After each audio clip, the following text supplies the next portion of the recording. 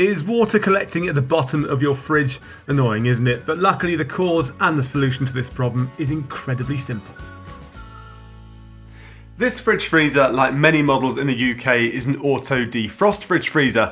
This means that the evaporator, that's the part that gets cold, continuously freezes and defrosts as part of its normal operation.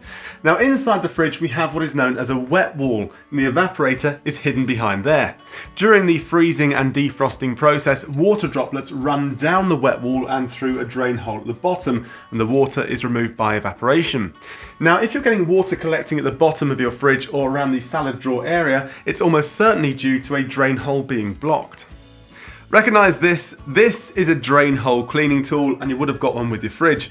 Whether you still have it though is another matter. Now it may still be in the drain hole itself, but don't worry if you've lost it, because a straw, a cotton bud or even a pipe cleaner will work just as well. Now all you have to do is give the drain hole a few pokes.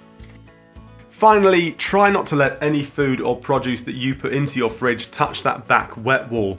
Not only can this cause drain hole blockages, but it can also allow the water to bypass the drain hole completely and drain into your food. Remember to order any replacement parts like drain hole cleaning tools, or to book your local Indesit engineer, visit indesitservice.co.uk.